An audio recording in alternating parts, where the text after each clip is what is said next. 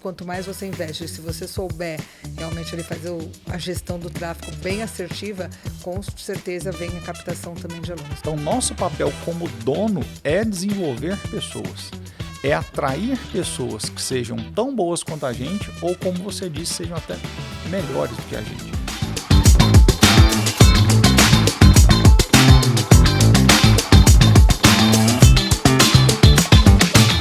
Sejam todos muito bem-vindos a mais um Spacecast, o podcast aqui da Space Edu. E hoje eu estou com uma presença ilustre aqui, uma presença muito especial, que é a Rose. A Rose, ela é dona, ela é CEO do Colégio Dom Bosco. A gente tem uma história muito parecida que vocês vão ver aqui nesse podcast também. Seja muito bem-vinda, tá, Rose? Muito obrigada, professor Gilberto. Eu que agradeço a Space Edu por esse espaço. Legal.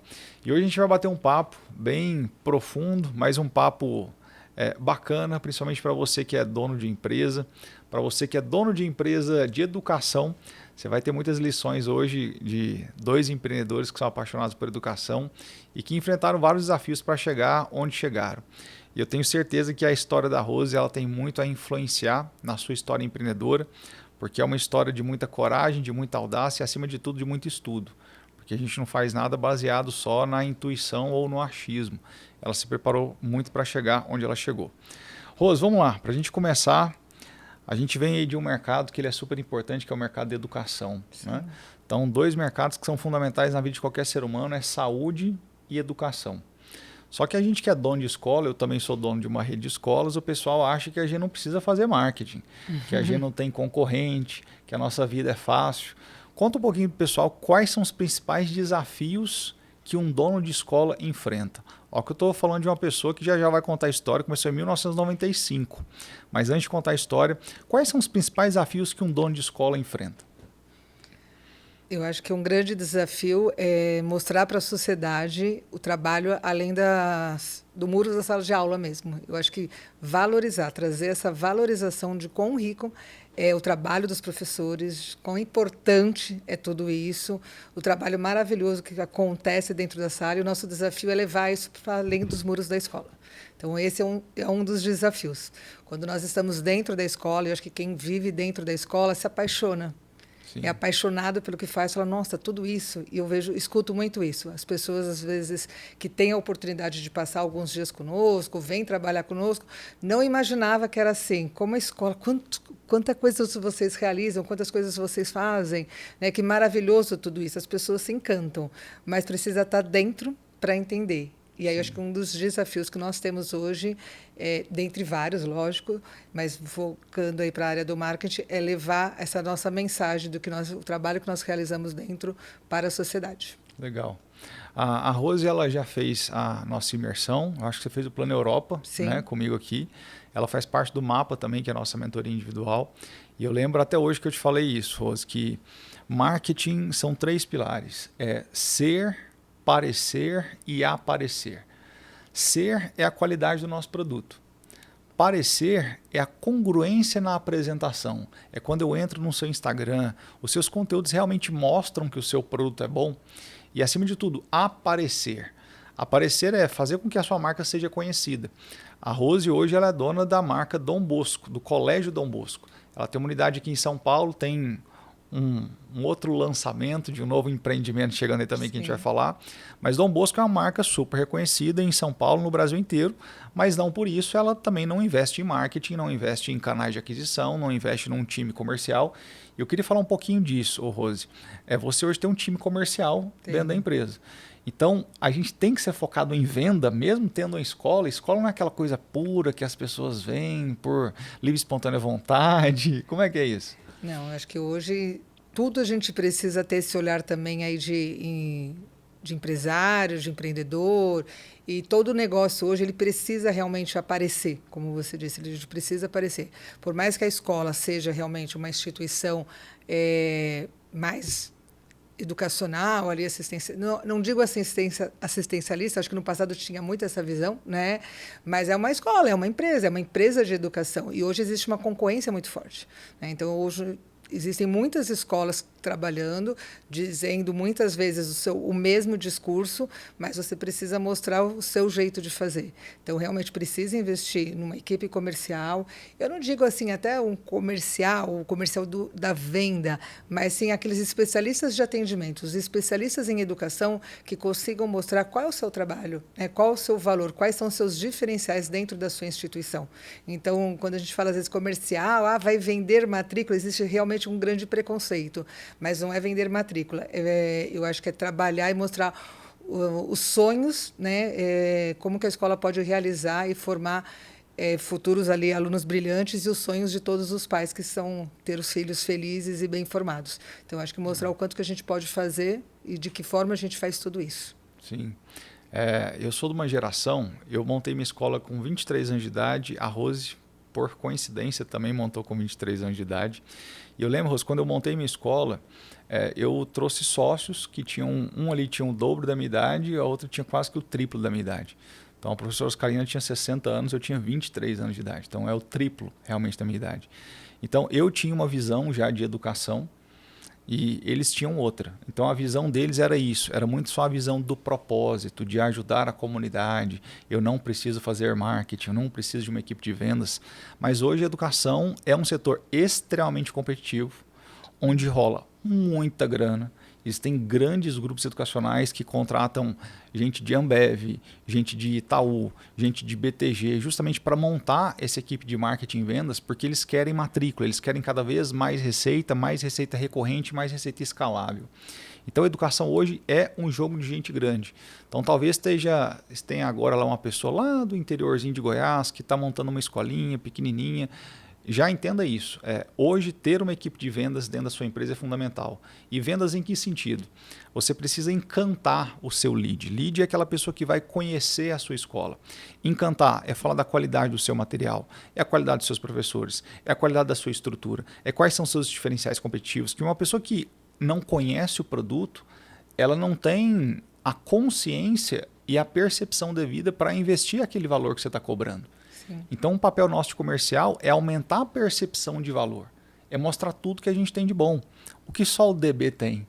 Né? Sim. Então, o Dom Bosco mesmo, ele tem vários e vários diferenciais competitivos e a gente está apresentando cada vez isso, está apresentando mais e melhor isso para a sociedade, para que eles entendam que todo aquele trabalho árduo que a gente tem no dia a dia, ele precisa ser mostrado, ele precisa ser valorizado e cada vez mais a gente facilita o processo de venda quando a gente sabe mostrar isso. Mas vamos lá, me conta uma coisa, você montou sua escola com quantos anos? Tinha 23 anos. Comecei ali aos 14 anos de idade a trabalhar com educação, me apaixonei, me encantei. E foi ali que eu pensei, não, é isso que eu quero para a minha vida. Era uma questão de propósito, né? E um foco bem estabelecido mesmo do que eu queria ser, né? E fazer acontecer. E eu não queria só ser professora, eu queria ter a minha escola para fazer do jeito que eu acreditava que era o correto. Quem me acompanha há mais tempo, ela não está copiando o que eu falo. É realmente uma grande coincidência. E eu também, com 14 anos, eu decidi ter uma escola. Com 23 anos, eu montei minha escola, baixa até as idades aqui. Então, tem uma frequência muito congruente. Mas me fala uma coisa, quando você montou sua escola, foi em 1995. Isso. Aí não tinha internet, não tinha nada disso. Estava chegando. Como é que fazia para captar aluno naquela época? Naquela época, eu acho que uma grande forma de captar aluno é você realizar um bom trabalho e é a indicação. Né? Então, o seu próprio público, eles acabam indicando.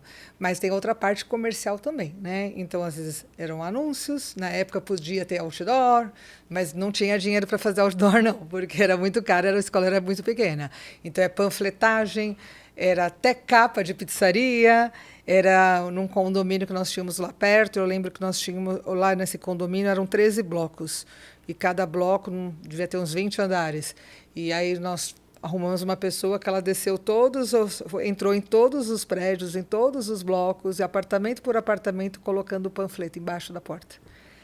E precisava fazer isso. E era assim, colocar o panfleto e realmente as pessoas ligarem. Então, era assim, existiam outros mecanismos e outras formas de divulgar que hoje já não acontece mais, né? Hoje existe mais uma profissionalização, né? Então, acho que a escola se profissionalizou em todos os aspectos. Sim. Ó, ô Rose, você sabia que até hoje eu entrego panfleto na porta de outras escolas? Olha, É aí muito. isso é ousado. Pois é, o pessoal me vê aqui no marketing digital, mas lá em Goiânia a gente faz um trabalho que talvez você já tenha feito também. A gente cria não um panfleto, mas a gente cria um card assim que tem tabela periódica, tem fórmulas de matemática, fórmulas de física. Aí tem uma propaganda da escola também. Só que além da propaganda da escola, tem todos esses outros materiais que auxiliam no estudo do aluno. Então ele acaba que não joga fora. Então ele recebe aquele panfleto, entre aspas, e ele guarda aquilo dentro do fichário, dentro do caderno dele, porque e ajuda aquilo no dia a dia. Então até hoje eu faço isso.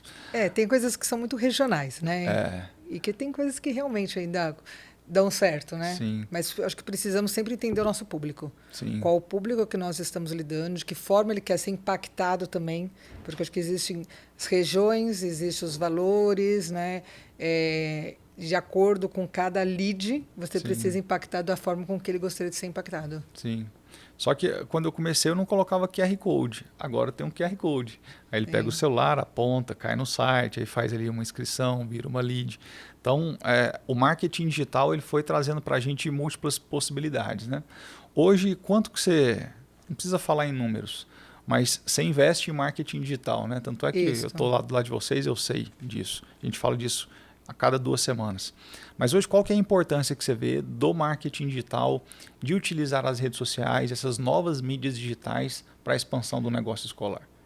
Eu acho extremamente fundamental. Nós investimos 2% da nossa receita no trabalho de marketing, não necessariamente só digital, a gente redistribui um pouco, tem a mídia off também. Não é que o marketing digital ele vai fazer a 100% da captação, mas ele fortalece o seu brand, a sua marca, ele, né, a sua instituição. Então, acho que ele contribui muito também para você ser lembrado sempre e para você aparecer e ser reconhecido. Mas, lógico que quanto mais você investe, se você souber realmente ele fazer a gestão do tráfego bem assertiva, com certeza vem a captação também de alunos. Sim. O número de leads aumenta bastante. E uma coisa, Rose, fundamental para o pessoal saber é que indicação no nosso mundo é e sempre será o principal canal de aquisição. Então, eu vejo muita gente por aí, os gurus da internet, falando que você não tem que focar em indicação não, porque indicação não é previsível, você não sabe quantas pessoas que vão te indicar. Só que no nosso mundo, gente, de escola, é um mundo que ele é um pouquinho diferente de um supermercado.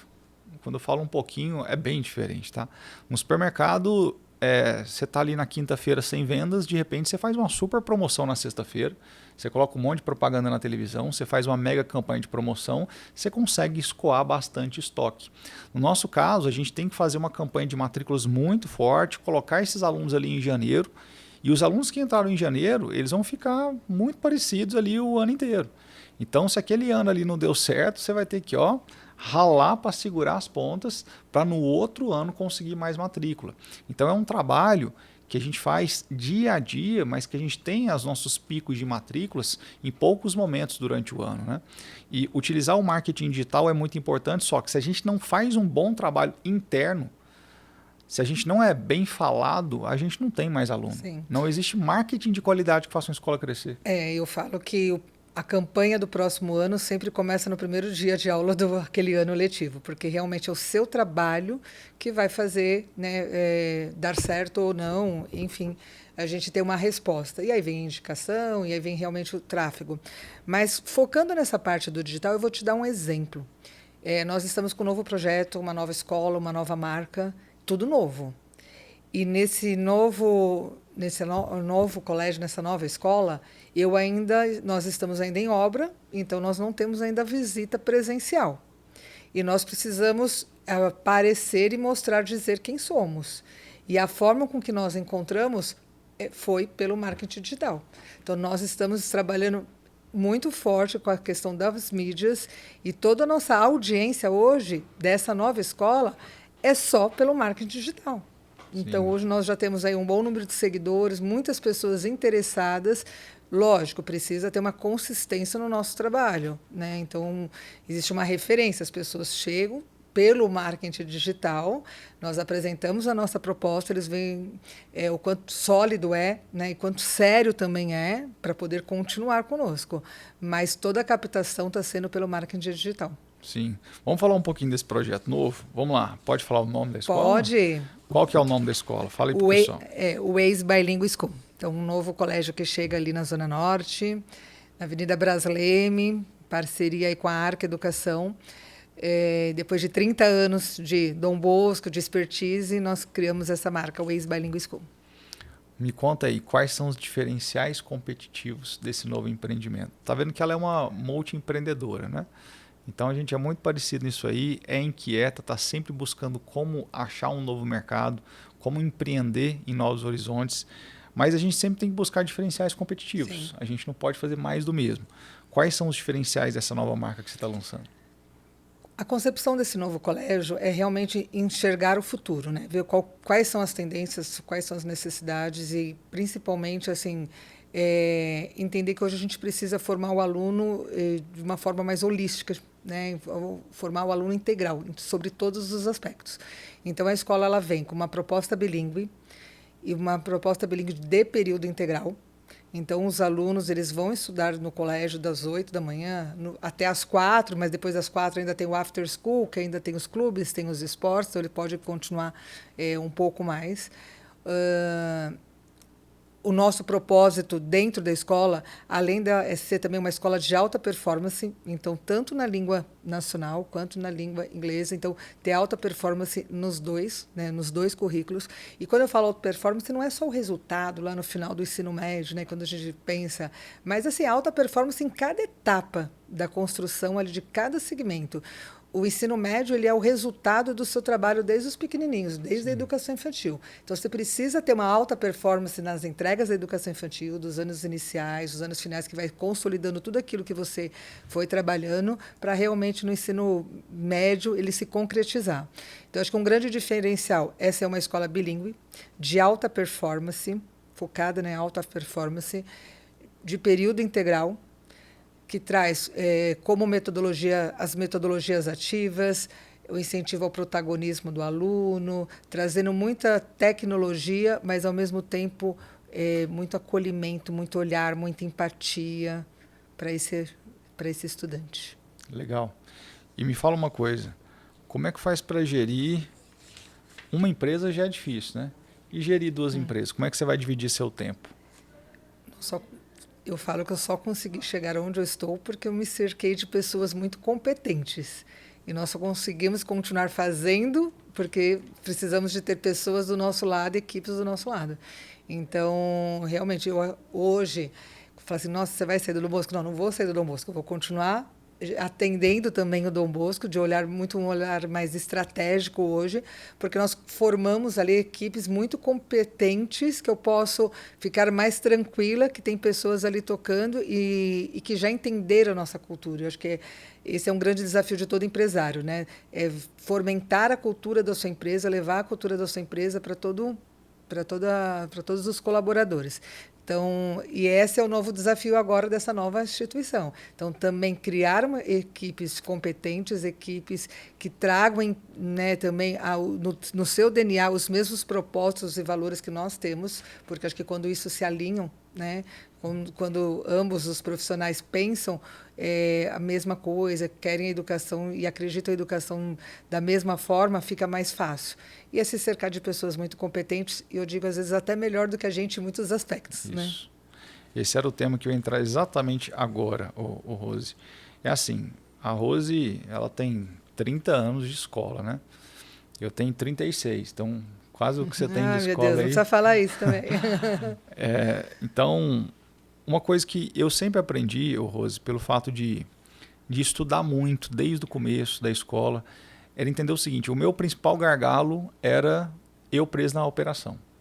Então, quando eu te perguntei como é que você faz para gerir 2 escolas, hoje eu tenho 6 negócios diferentes. Um dos negócios é uma rede de escolas, nenhuma escola só, é uma rede. Mas também tem indústria farmacêutica, tem farmácia, tem um marketplace de óticas, tem uma escola médica, tem aqui a Space Edu. Como é que a gente faz para gerir tanta coisa? Na verdade, não é a gente que está ali o tempo inteiro olhando para tudo. Um dos maiores diferenciais de quem cresce é formar líderes. Sim. É formar pessoas que não são simplesmente mão de obra. A mão de obra ela é fundamental, mas o cérebro de obra, que são os líderes, que pensam estrategicamente na empresa, que pensam em como crescer a empresa, que desenvolvem os processos, desenvolvem os manuais, desenvolvem as rotinas, essas pessoas são as pessoas que fazem a empresa crescer.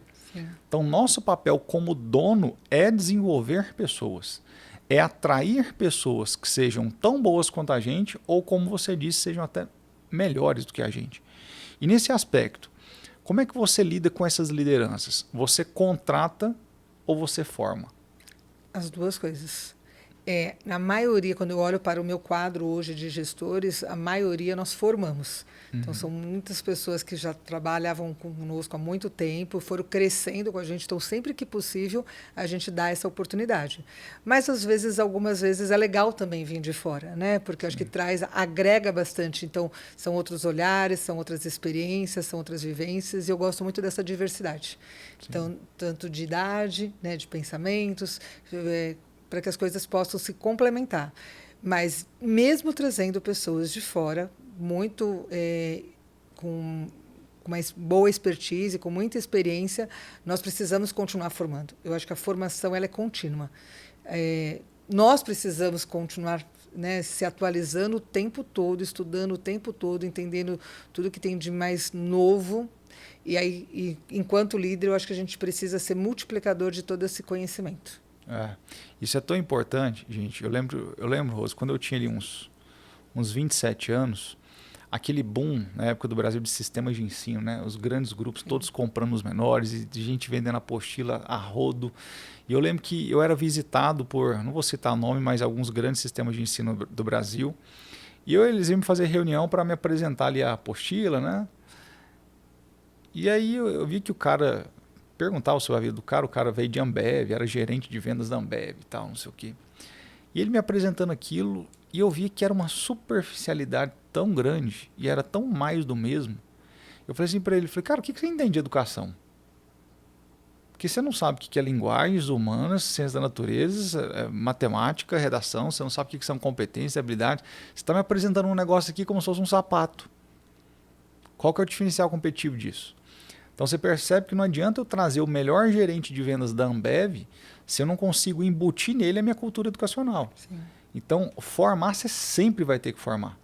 Seja na hora de apresentar o seu produto específico, seja na hora de embutir sua cultura. Então não adianta você pegar um melhor líder do mercado de outro mercado, colocar no seu e não dar essa formação para ele. Não vai adiantar absolutamente nada. E nem sempre as culturas elas se conectam, né? Então, às vezes, nem sempre ele era uma pessoa excelente no outro lugar, mas quando ele chega, não tem uma identificação. Sim, exatamente. Hoje, qual que você acha que é o maior desafio de uma escola, especificamente? Tá? Estou falando agora com empresários que têm colégios aí. Você acha que é gestão, marketing ou vendas? Eu acho que é a gestão. Eu acho que a gestão é de uma forma geral, né? Eu acho que a gestão, desde a formação de equipes competentes, de profissionais competentes, de lidar ali realmente com toda a sua comunidade, dos pais, dos alunos. Então, gerir as relações, ela é um grande desafio. A parte da comunicação é um grande desafio. Entendi. Aí, assim, quando você consegue fazer toda uma excelente gestão, eu acho que o marketing ele acaba sendo um reflexo e as vendas também. Então, primeiro eu preciso ter uma excelente gestão do meu público, dos meus alunos, da minha comunidade, dos meus professores, de todas as pessoas que cercam. Legal. Hoje, quando você olha para a Rose de 2024, se eu fosse voltar na Rose de 2004, vou voltar 20 anos atrás, o que você acha que você evoluiu como gestora? Quais são os principais aspectos que naquela época você não tinha nem noção que existia e que hoje você fala, gente, como eu não fazer isso aqui? Isso aqui é fundamental. Eu acho que bem a profissionalização mesmo. Apesar que em 2007 eu já comecei a trabalhar com BSC, planejamento estratégico, então isso em 2007, eu lembro bastante disso. Mas 2004, eu acho que eu não tinha ainda a formação. No primeiro momento, eu me preocupei, me formei muito na parte pedagógica, então eu tinha uma formação excelente pedagógica. E aí, a partir de 2005, 2006, eu comecei a me especializar na parte da gestão.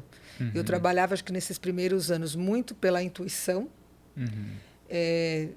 Estava dando certo, mas assim, quanto mais a nossa empresa cresce, mais profissional a gente precisa ser, mais profissionalizar nós precisamos ter. Então, enquanto a escola lá atrás ela tinha um número de alunos menor, uma comunidade menor, dava certo. Mas eu acho que o grande segredo foi esse, eu perceber que a escola estava crescendo e com ela eu também precisava crescer em todos os aspectos, desde a implantação de processos, de planejamento estratégico, de formação de equipe, de ter um olhar diferenciado ali para as pessoas, trabalhar a cultura. Então, acho que eu consegui visualizar, enxergar isso e me preparar para esse crescimento, e acho que foi o que fez a diferença. Mas lá atrás, em 2004, ainda era uma construção, né, de Legal. tudo isso. E essa nova escola que você está criando, tudo isso que você já aprendeu, começar desse jeito é mais fácil, né? Com certeza. Hoje eu tenho um plano de negócios para 10 anos, né? Então eu já tenho mapeado essa nova escola, os próximos 10 anos, a projeção de como é que vai ser. Então você já entra num negócio com seu plano, né? Ali todo estratégico feito. Sim. Sabendo ali quais são os profissionais, de como que você precisa trabalhar, como que você precisa desenvolver, como estabelecer essa cultura, mas sempre um novo desafio, sempre, sempre. Sempre um novo desafio. Eu gostei do que você postou essa semana nas redes sociais, eu ia até copiar. O que eu postei? Você colocou assim, o plano B é fazer o plano A dar certo. É. E é isso que eu penso. Às vezes as pessoas me perguntam, e qual o plano B? Eu falei, não existe plano B. Eu falei, vai dar certo. Sim. E aí, quando você colocou o plano B, é fazer o A dar certo, eu falei, nossa, essa é a resposta. Às vezes a gente busca muitas oportunidades, né? Mas às vezes quanto mais oportunidades você tem, pior fica o seu processo de escolha e decisão. É a síndrome da Netflix. Tem gente que entra na Netflix lá, fala, deixa eu assistir um filme aqui. Aí começa a ver as capinhas, aquele monte de capinha, e quando é fé, ela passou 30 minutos vendo capinha e ela dormiu. Porque ela não conseguiu escolher nada diante de tantas oportunidades que ela tinha. Às vezes na vida você tem tantas escolhas que você não consegue ser assertivo em um caminho. Então, quando você não tem um plano B, você vai fazer de tudo para fazer aquele plano A dar certo. E sobre plano, Rose, bem importante que eu vou te perguntar agora, eu acredito que seja um desafio muito grande, né? A gente sabe que hoje a digitalização das empresas não é mais uma tendência, isso é uma pendência. Quem não faz marketing digital hoje está fora do mercado. Se já não está fora, logo, logo vai estar fora. Se você não tem uma presença digital, hoje é como se você não tivesse um RG sendo um ser humano. Mas a gente tem um outro gargalo no nosso mercado educacional, que é professores. Eu, com 14 anos, primeiro eu sou a quarta geração de professores da minha família, então eu já nasci com isso aí no sangue, né? Sou apaixonado por ensinar. Então, com 14 anos, eu decidi ser professor, mas eu também decidi ter minha própria escola. Mas hoje não é tão fácil você ver ali um adolescente que está ali entrando no ensino médio ou que já está no terceiro ano de idade e fala assim, eu quero seguir uma carreira como professor. Que no Brasil ainda está muito estigmatizado que professor é pobre, que professor passa fome, em escola pública o professor até apanha de aluno, né? É xingado. Então, como que hoje a gente está cada vez mais renovando essa base, atraindo esse público para se tornar professor, principalmente professores de qualidade, para a gente conseguir ter longevidade nesse modelo de negócio nosso? São várias frentes, né? Eu acho que uma frente muito importante é o trabalho de conscientização com a sociedade. Acho que a sociedade precisa voltar a ter o mesmo respeito e a mesma valorização que existia no passado. Então, acho que isso falta bastante. Acho que quando isso falta, essa valorização e esse reconhecimento da importância do professor, isso também não é trabalhado em casa, isso também não é falado em casa, não é admirado em casa. Então, acho que isso é um fato. Tem um outro que nós mesmos, enquanto profissionais, enquanto educadores, precisamos ter inspiração. Então, acho que quando a gente entra dentro de uma sala de aula, nós precisamos levar essa inspiração, essa motivação, fazer aquilo com muito amor, com muita paixão e com muita competência, para que aquele aluno que está olhando fale assim, nossa, eu quero fazer isso, eu quero ser igual. Acho que tem uma questão também de trabalhar o propósito. Qual é o nosso propósito enquanto educação? Qual a importância da educação no nosso país? Qual é o nosso propósito? Então, acho que quando a gente também trabalhar, mostrar para esses jovens qual é o propósito da educação, né, de transformar vidas, de transformar pessoas, de ter um país melhor, eu acho que isso também começa a tocar no coração desses jovens também para começar a despertar essa vontade da licenciatura, de estar ali dentro da sala de aula. Ele pode até realmente ter algumas matérias, eu gosto mais de uma engenharia e tal, mas ou outras profissões, mas por que não, né, além da sua profissão ali, você também estar reservar alguns momentos e você estar em sala de aula? Sim. Acho que a maioria dos meus professores, Rose, os professores lá da minha escola mesmo, os professores de química, a maioria são ou médicos ou farmacêuticos. Os professores de física e matemática, a maioria são engenheiros. São pessoas que, quando estavam ali na faculdade fazendo engenharia elétrica, tinham que ganhar um dinheirinho a mais ali, arrumaram um cursinho para dar aula, arrumaram uma escola para dar uma monitoria, começaram a fazer aquilo, começaram a ganhar dinheiro cedo, gostaram daquilo e continuaram tendo carreira, né?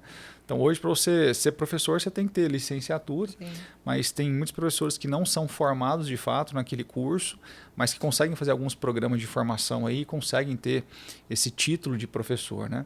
Então, eu acho que cada vez mais a gente tem que fomentar a base. Então, é atrair essa meninada nova. Quando a gente pega hoje a concorrência por vaga em cursos de geografia, em cursos de matemática, em cursos de letras, são concorrências que estão cada vez menores, ou seja, a disputa pela vaga está cada vez menos competitiva. Então, a gente entende que são menos pessoas buscando aquilo, sim, mas a gente tem que buscar na unha essas pessoas. Então, a gente tem que ir ali na fonte mesmo, no primeiro ano da faculdade, a gente precisa fazer campanhas, transformar eles em monitores, colocar a cultura na cabeça dele desde muito cedo e ir treinando, dando cada vez mais oportunidade. Talvez o que falta para o jovem hoje é oportunidade. Eu lembro, Rose, quando eu entrei na faculdade, né, eu tinha 17 para 18, e eu já queria começar logo a dar aula. E eu lembro que eu fiz 80 currículos e eu distribuí esses currículos todos em tudo quanto é escola que você imaginar lá em Goiânia, Aparecida de Goiânia, que é uma cidadezinha logo do lado de Goiânia, né? E eu fazia faculdade na UNB. Então imagina, eu montava minha grade para ficar 3 dias em Brasília e 3 dias em Goiânia. Eu entreguei 80 currículos e eu não recebi ligação de nenhum. Daí eu lembro que eu fui visitar de novo essas escolas e falando assim, não precisa me pagar nada. Deixa eu só dar aula. Deixa eu só mostrar o trabalho que eu tenho. Não precisa me pagar. E elas também não aceitaram, né? Aí uma das escolas aceitou que eu fosse monitor. E aí quando eu agarrei essa oportunidade à tarde, eu lotava as salas porque eu explicava aquilo com muito amor, com muita paixão, fazia os alunos aprenderem. Eu entendi que o que faz crescer uma escola não é um sistema de ensino, é um sistema de aprendizagem. Se a gente ensina, mas o aluno não aprende, não adianta absolutamente nada. Sim. Eu sempre fui muito focado nisso. E cresci como professor assim, mostrando o meu trabalho. Mas se a gente, como dono de escola, não saber também recrutar esses talentos e dar essas oportunidades, a gente não vai ter aquele profissional incrível daqui a 10 anos. Porque o profissional incrível que você tem hoje, lá com 35, com 40, com 50 anos de idade, ele já foi um jovem sonhador com 18. Então a gente precisa formar essas pessoas cada vez mais, né? Eu gosto bastante do programa de Jovem Aprendiz, né? Nós trabalhamos com Jovem Aprendiz, com estagiários de todas as áreas aí do conhecimento e realmente eles vêm para a escola, estão ali vivendo, respirando ali o dia a dia do professor, nos ajudam muito nos plantões de dúvida, né? Isso. Então, às vezes, numa eventual ausência de professor, e você vai fomentando mesmo essa paixão ali pela educação. E eles mesmos também, acho que quando você está dentro da sala de aula, dentro da escola, esse bichinho, né, contamina todo mundo. E muitos dos nossos professores vieram realmente dos estágios. Sim. A gente fala cada vez mais sobre a palavra propósito, né? Hoje em dia, essa palavra propósito ela está muito na boca de donos de empresas. Não tem como você ter uma empresa com mais propósito do que uma empresa de educação. Sim. E se você hoje é um profissional que busca ter propósito além de um salário, eu acho que não existe profissão melhor do que a de professor. Porque você sai todos os dias com o coração preenchido. Saber que você está fazendo diferença na vida das pessoas, que você está evoluindo a vida de uma pessoa e que pro resto da sua vida. Quando você andar em qualquer shopping, um monte de gente vai gritar, professor, professor. Sim. Você não vai lembrar do nome da maioria, mas você marcou a vida de todos eles e eles lembram de você. Então isso é bem importante. Ô, Rose, falando um pouquinho mais aqui sobre marketing, e agora que a gente está com uma marca nova também para a sociedade, e quando a gente fala de marca nova é assim, você não precisa provar nada para ninguém que você é boa, né? O tempo que você já tem, a experiência que você já tem, os resultados que você já tem. É muito diferente, igual eu te falei da minha história, eu lá com 23 anos de idade, um menino que não sabia quase nada da vida, abriu uma escola. Então eu tive desafios muito grandes, desafios que eu acho que você não vai ter agora, porque track record você já tem. Então é só mais um braço que você está abrindo, um braço com uma metodologia diferenciada, com diferenciais competitivos que o mercado ainda não tem, mas não vai ser tão difícil quanto lá em 1995, quando você começou. Só que falando sobre marketing, vamos lá, a gente hoje, pensando em escola, a gente faz marketing, agora eu estou falando de ensino, gente, básico aqui, tá? Ensino fundamental, ensino infantil, ensino médio. A gente faz marketing para o pai ou para o aluno? Para os dois. Me explica, como é que é isso? Que às vezes o pessoal não entende. Para a faixa etária menor, lógico que você está fazendo marketing ali para o pai, né? Então é ele que se encanta, é ele que se impacta. Mas quando já é um adolescente, na maioria das vezes, quem escolhe a escola é o adolescente. Ele que fala se ele quer ou não. Lógico que o pai vai validar, a gente sabe. Mas a palavra do filho, ela é muito grande, né? Então a palavra ali do adolescente, ela impacta demais. E foi até uma discussão que nós estávamos esses dias, até de começar a impactar em games, em jogos, de que forma nós podemos entrar dentro das mídias que eles estão, muito além do TikTok. Né? Então, hoje a gente sabe que eles estão no TikTok, mas eles também estão aí em jogos. E como que a gente pode entrar nesses games? Mas de uma forma não... de interrupção, né? De interrupção, uma coisa que a gente consiga construir junto com eles, que a gente consiga agregar e que eles falem, nossa, que legal, é uma escola assim que eu gostaria de estudar, era uma escola desse jeito que eu quero estar. Então, esse está sendo um grande desafio da gente criar esse produto também para que a gente consiga também atingir, pelo marketing digital, essa faixa etária. Legal. Isso é até uma estratégia que eu ia te passar na nossa próxima mentoria, mas por que não falar para milhões de pessoas aqui, né? Mas sabe aquele aplicativo Duolingo? Sim. Pois é, por que não nós entrarmos na era de jogos online, de jogos educacionais ou de aplicativos como esse, sendo detentores da marca, que é a escola, mas ao mesmo tempo tendo esses subprodutos que são canais de aquisição. Porque o canal de aquisição, ele não é só o Instagram, ele não é só o YouTube. O canal de aquisição, ele pode ser um aplicativo. A gente chama isso aí de infotenimento. Então, como é que eu posso me entreter e me informar ao mesmo tempo? Então, hoje a gamificação que a gente pega dos aplicativos como o Duolingo, você se diverte aprendendo. Então, cada vez mais esse tem que ser o caminho da educação. A gente recebe crítica para todo lado, você sabe, né? A educação é arcaica, bota um aluno atrás do outro, aquela coisa. Mas ninguém sabe como é que é uma escola de verdade. O pessoal fica criticando a escola, sem entender de verdade como é que funciona uma escola, você vai perceber que a gente não é tão arcaico assim. É porque inovar dentro do mundo educacional, a gente precisa ter muita prudência, muita prudência. A gente está lidando com o bem mais importante da sociedade, que são as crianças. É a semente da sociedade. Então, você não pode utilizar uma escola como se fosse um laboratório de inovação o tempo inteiro. Tem coisas que vão dar certo, tem coisas que não vão dar certo, e a gente tem que ter muita cautela em relação a isso, até porque os olhos estão todos voltados para a gente. Se a gente forma errado o menino, lá na frente, até hoje em dia, quando o menino está ali com caráter desviado, a culpa é da escola. O pai fala que a culpa é da escola, a escola fala que a culpa é do pai e vive essa guerra eterna, né? Mas a gente tem que pensar como comunidade sempre. A família tem que fazer a parte dela, a escola tem que fazer a parte dela, mas a escola ela está cada vez mais inserida na vida do aluno. Quando a gente para pensar que o aluno chega na nossa escola às 7 horas da manhã e ele fica até 18, 19 horas, esse menino passa a maior parte do tempo não é em casa. Sim, é na escola. Ele passa na escola. E a ambiência ela está totalmente voltada no desenvolvimento do comportamento da criança. Então, o que ela está escutando? O que ela está vendo? O que ela está lendo? Com o que ela está convivendo dentro da escola? Por isso que a gente dentro da escola tem que ter muita perícia, muita prudência, muita paciência para cuidar desses meninos, né? E aí, uma coisa que a gente já falou muito, eu já passei isso para vocês várias vezes. Marketing, gente, a gente faz para 3 públicos.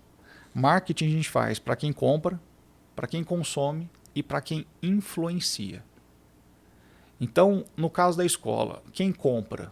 O pai. Então, eu tenho que fazer um marketing para ele. Quem consome? É o aluno. Então, eu preciso fazer um marketing para ele. É claro que quando a gente fala de uma criança de 5 anos de idade, não tem como fazer marketing para ela. Tá? Então, isso é totalmente direcionado para o pai.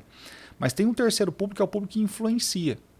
Exemplo, professores que tem ali um canal do Instagram mais bombado, que tem mais seguidores.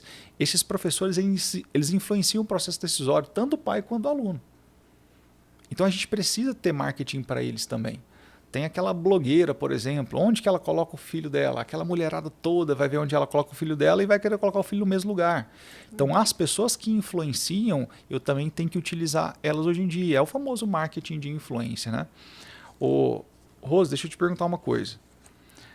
O que você tem feito para os pais, para atrair cada vez mais a atenção dos pais, para fazer com que os pais façam parte dessa comunidade, consigam indicar cada vez mais a escola? Eu acho que os pais precisam se sentir pertencentes dentro da comunidade, dentro da escola, que eles têm também voz, né, que eles também são ouvidos, né? Então, nós trabalhamos muito com pesquisas de satisfações, então, a cada evento, a cada atividade que a gente tem, a gente gosta muito de ouvir. Então, nós temos um canal muito aberto, até um canal de ouvidoria. Então, essa é uma ferramenta. Mas nós trazemos também para os pais programas até além da escola, né? A gente até colocou, né, criou o programa além dos muros da escola, né? Nós até tivemos aí momento, agora em setembro nós temos um outro encontro com os pais, nós fizemos aí uma curadoria de alguns pais que participaram no mês de junho para contribuir. Nós quisemos ouvir também qual que é a versão, né, qual que é a percepção que eles têm da instituição, como eles estão vendo, o que eles estão achando. E foi um bate-papo muito legal, porque quando a gente começa a conversar, também eles, nossa, não imaginava que era tudo isso, ou nem imaginava que nós fazíamos tudo aquilo. Porque às vezes você está lá na escola, você é pai, ele está com seu filho, mas você está com um olhar muito no segmento, né, naquela série que seu filho está estudando, ou nos cursos que tem interesse. E às vezes você não vê o todo. Então foi um momento muito legal. Nós vamos ter agora um outro em setembro.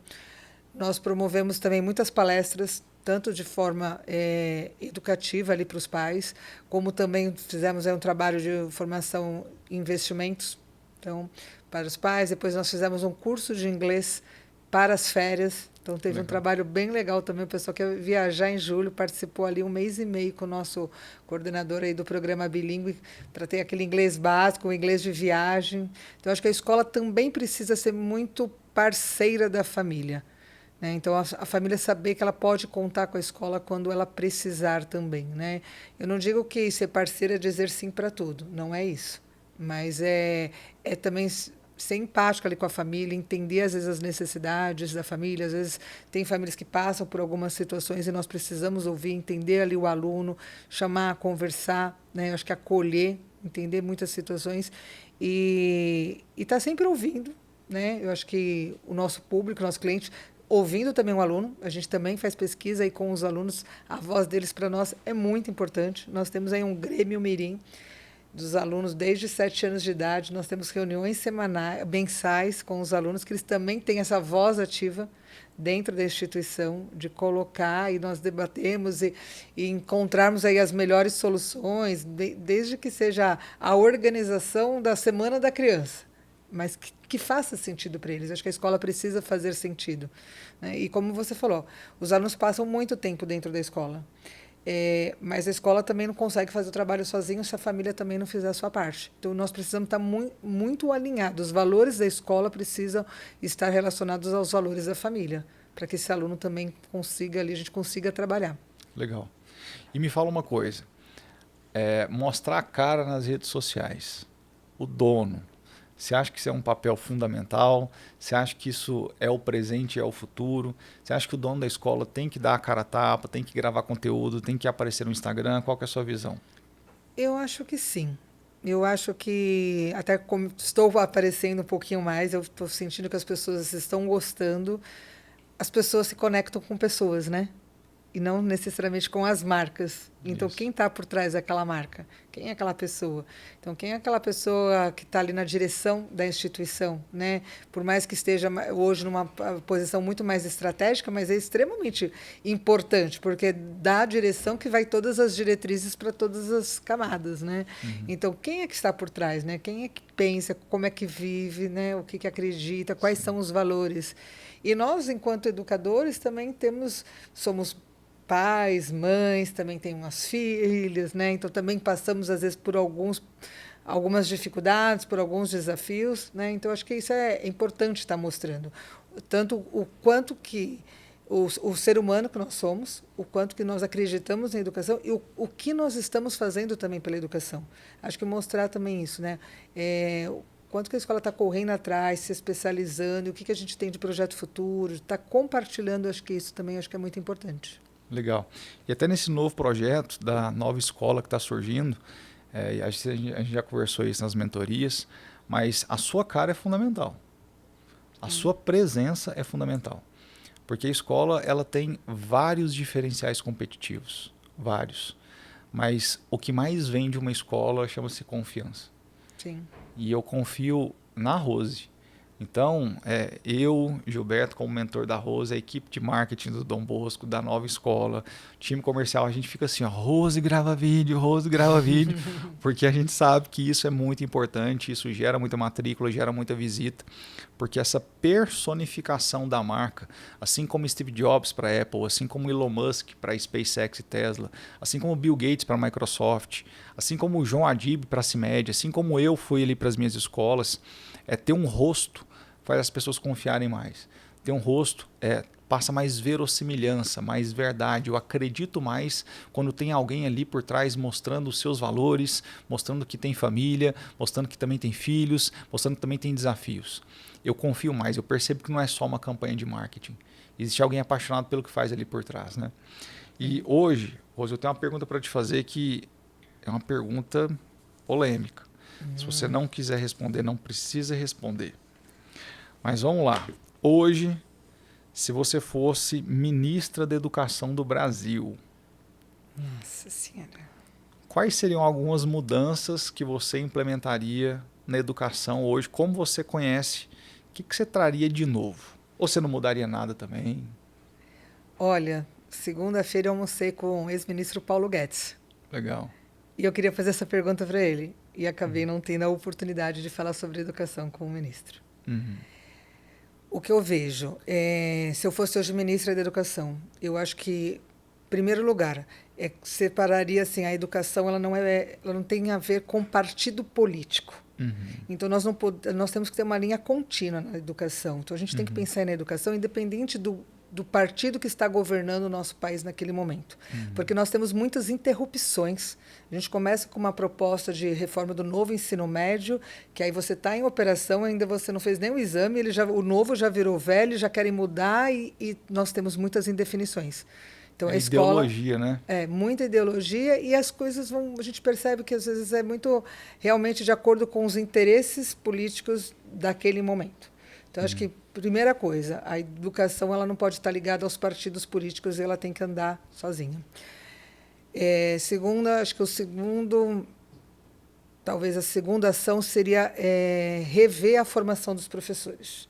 Eu acho que a gente precisa intensificar, aprimorar, melhorar muita formação. Acho que a formação também é extremamente essencial, é extremamente importante que os cursos de pedagogia tenham um nível de excelência como nós tínhamos nos cursos de magistérios lá no passado. Sim. Então, acho que a formação dos professores é algo também que precisa ser revista. Lógico, temos valorização, desde a parte salarial, então, com certeza, isso também trazer desde a escola pública, né? Então, olhar para a escola pública e olhar para esses salários, então, isso também é extremamente importante, não vou dizer que não, mas eu acredito também muito na meritocracia, dos professores ganharem ali pela sua produção. Então, acho que isso ajudaria muito, até nas escolas públicas, nós termos um resultado melhor.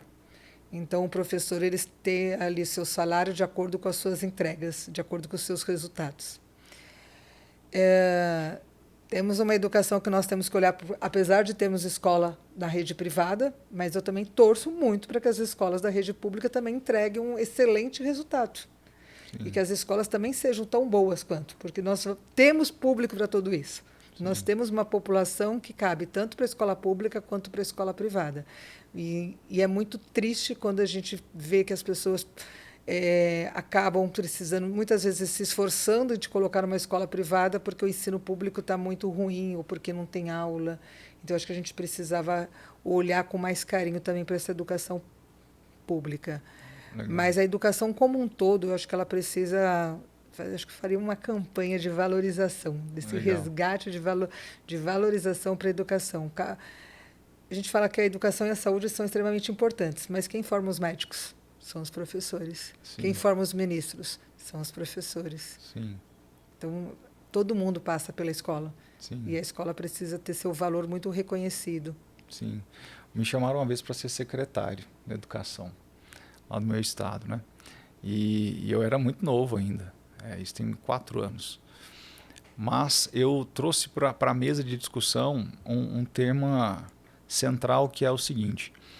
Hoje o que a gente busca na educação é olhar sim para as matérias obrigatórias, mas principalmente com aquele projeto Novo Ensino Médio, são os itinerários formativos que são voltados para o projeto de vida da criança. Isso não só para o ensino médio, o ensino fundamental ele tem pensado cada vez mais isso. Então, como que eu coloco aspectos importantes como inteligência financeira, inteligência emocional, inteligência social, inteligência física, inteligência intrapessoal, ou seja, outras inteligências que vão além ali da matemática, da química, da física, do português, da biologia. Então, como que eu ensino hoje aspectos que vão estar totalmente direcionados e relacionados com o projeto de vida e evolução desse ser humano? Só que a pergunta é, quem que vai treinar esses meninos com educação financeira? Quem que vai ensinar a educação emocional? Quem que vai ensinar a educação empreendedora? Então, se eu hoje não penso num programa de base de formação desses professores a partir da licenciatura, eu não vou mudar a outra ponta. Então, não adianta nada hoje, os sistemas de ensino eles caminham muito para esse lado de ter esses livros, essas metodologias voltadas para empreendedorismo, para finanças, para emocional, mas a gente sente na outra ponta um gargalo, eu vou pegar qual professor para ensinar isso aqui? E a pessoa precisa estar bem. Como ela vai dar uma aula de socioemocional se ela não estiver bem, né? Como eu vou dar uma aula de empreendedorismo se o meu perfil é conservador? Sim. Então, também é um desafio nosso, enquanto diretor, identificar quem tem o perfil para dar essas aulas e estar conversando com os nossos alunos sobre isso. Sim.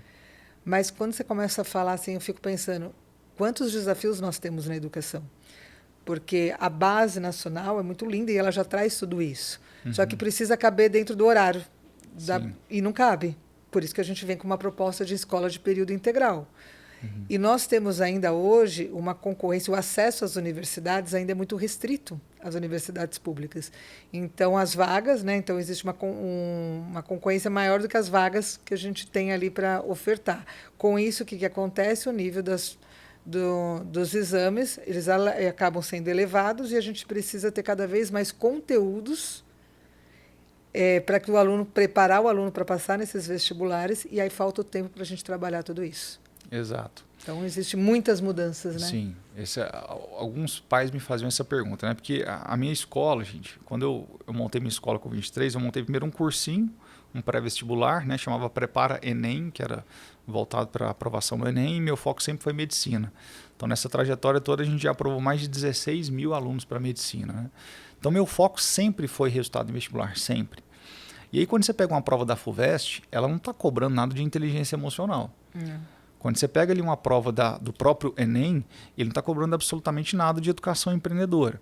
Mas os pais ficam vendo esse monte de vídeo no YouTube, falando, não, isso é importante, e eu sei que isso é muito importante. Mas do lado de cá, se eu não gero resultado no vestibular, minha escola também não cresce. Então, se eu vou pegar parte da minha grade de horários de aula e vou pegar 20% dela para colocar educação empreendedora, educação emocional, educação financeira, legal, mas o vestibular não cobra nada disso.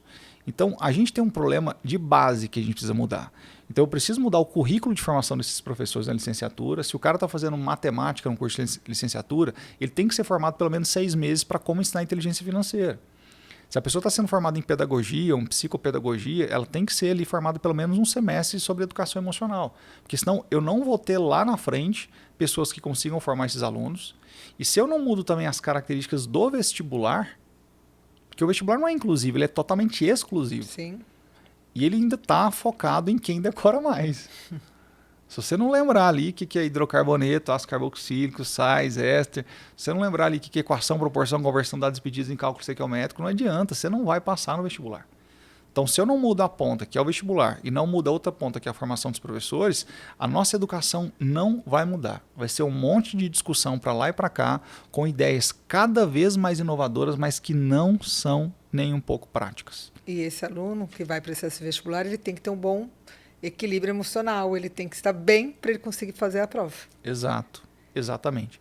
Então a parte de educação emocional, ela já entra em outro aspecto, não é só em ser cobrado no vestibular, mas se ele não tem realmente um controle da ansiedade, se ele não tem um controle do diálogo interno dele, ele não consegue nem fazer a prova, Não. muito menos lidar. Falou em matemática, ele já se assusta, porque, né, se ele não tiver um controle emocional ele bem trabalhado, essas questões, ele se desespera, ele não confia nele próprio. Legal. E o pior, a gente vai ensinar isso para o menino e chega em casa, o pai desconstrói tudo que a gente ensinou. Por quê? Porque educação emocional talvez é uma coisa que... Não, mas ele ensinou isso, isso é uma crença limitante, mas eu não acredito nisso. Então acaba que a gente entra num embate, por isso que é tão importante esse projeto que a Rose faz, que é de trazer os pais para a escola. É de colocar cada vez mais os pais dentro do processo educacional, mostrando o que a escola está fazendo e chamando esses pais para serem parceiros. Porque se eles não acreditarem naquilo que a gente está fazendo, não vai adiantar absolutamente nada. Vai ser uma guerra de Palmeiras contra Corinthians. De dia a gente fala uma coisa, à noite eles falam uma outra coisa. Né? Então essa união é fundamental. E para a gente encerrar aqui nosso podcast, ô Rose, se você pudesse aqui dar uma mentoria de 5 minutos hoje para donos de escola, o que não poderia faltar nessa mentoria aí? Que você não pode deixar de forma nenhuma de dar como lições hoje para quem tem uma escola, seja para quem tem 2 anos de escola, seja para quem tem 20 anos de escola. Quais são as lições fundamentais que você pode passar para eles aí? Eu acho que primeiro você precisa ter planejamento. Ter um planejamento muito bem definido, né? Tanto pedagógico como na parte de gestão administrativa. Acho que você tem que ter um planejamento muito bem estruturado. Acho que a partir desse planejamento que você tem, acho que você começa a colocar as suas ações em práticas e ter esse acompanhamento. E aí você não está falando do PPP, que é o Projeto Político Pedagógico, você está falando de planejamento de gestão. Planejamento de gestão, um planejamento completo. Quando eu falo esse planejamento, eu já penso a nível de gestão, eu penso a nível pedagógico, então sobre todos os aspectos da escola. Então, nosso planejamento estratégico, nós temos ali todas as perspectivas, né? E ali nós temos ali qual é o plano de ação da área financeira, qual é o plano de ação da área de gente e gestão, qual é o plano de ação da educação infantil, dos anos iniciais, dos anos finais, qual o plano de ação ali da parte do esporte, do bilíngue. Então, assim, todas as áreas têm a sua, até da infraestrutura, porque também é todo um apoio que você precisa ter, os bastidores você precisa ter. Então, eu acho que a escola como um todo, então toda essa rede, qual que é o nosso objetivo macro? É oferecer uma educação de qualidade? Esse é o nosso objetivo. Tá? E o que eu preciso fazer para oferecer essa educação de qualidade? Aí eu tenho que ir desdobrando. Então, o que cada área vai fazer, o que cada área se compromete a fazer, e como ela vai fazer, quem vai fazer, quem é responsável e quando. E ser acompanhado e ser isso mensurado mês a mês. A gente precisa estabelecer os objetivos, o plano de ação, e a gente precisa desse acompanhamento. Inclusive, até no pedagógico, porque assim, eu quero ter um aluno ali para formar no vestibular, então eu preciso, desde a educação infantil, se eu preciso ter o aluno alfabetizado, para não falar todos os níveis, mas no primeiro ano, qual o estágio que ele está ali quando ele está com 4 ou 5 anos? É silábico, pré-silábico?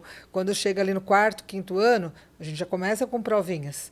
E nós começamos também já a fazer ali todo um parâmetro e um acompanhamento, para quando o aluno chega lá no ensino médio, é simulado. Não adianta, não é no ensino médio, no 3º ano, no final do ano, que eu vou descobrir que o aluno não correspondeu.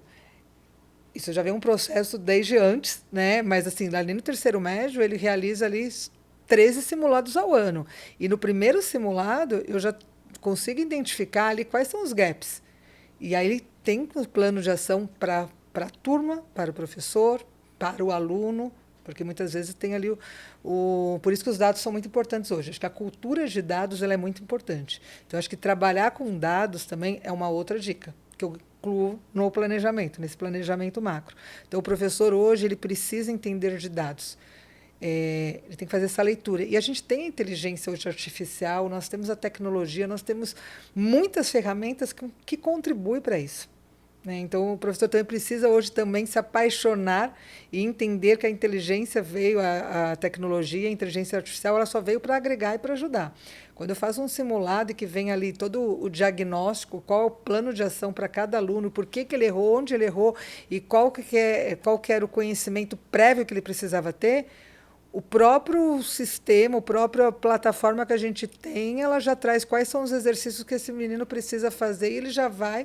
Então, essa plataforma adaptativa é muito bom. Então, acho que assim, precisa ter esse planejamento e precisa ter esse acompanhamento.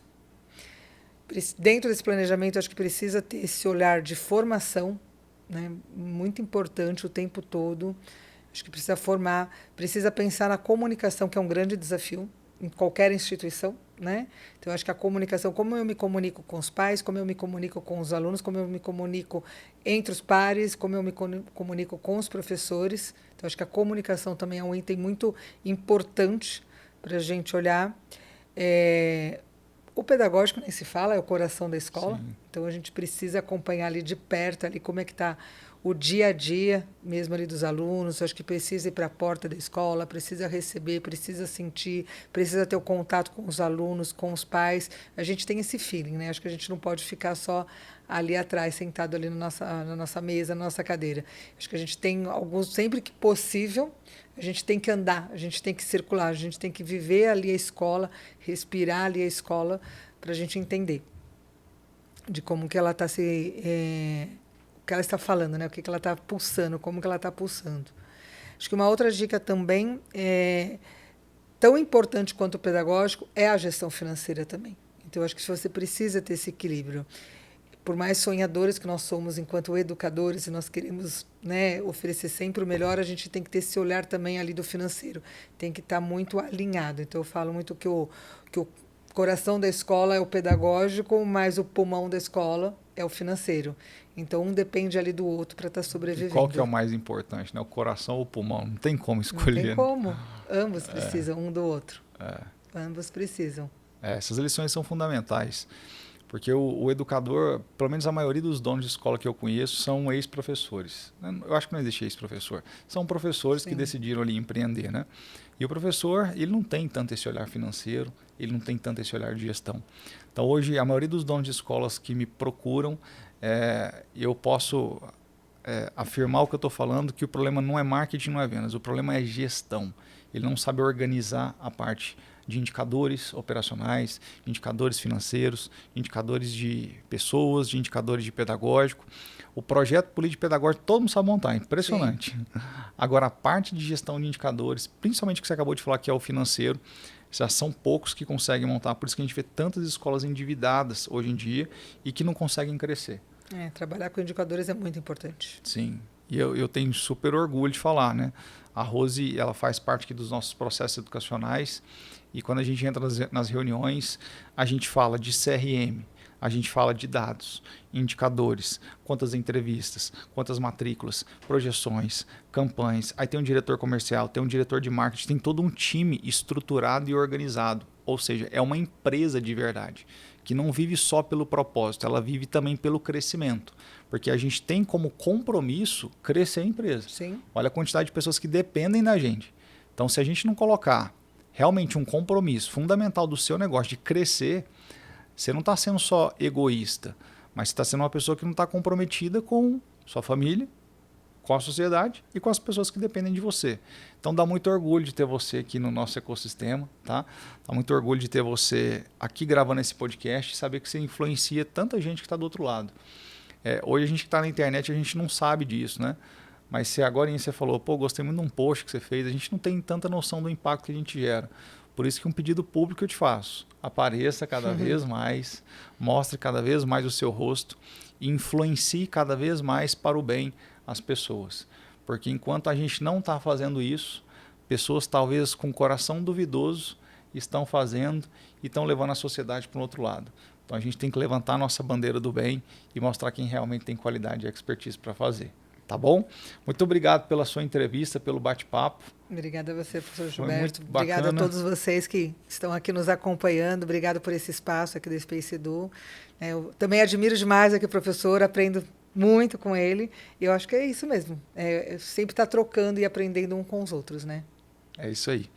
Um grande abraço para você. Se você não é inscrito no canal, pode se inscrever. Aperta esse botãozinho de like se você gostou desse vídeo. E até o próximo Spacecast. Um abraço. Valeu!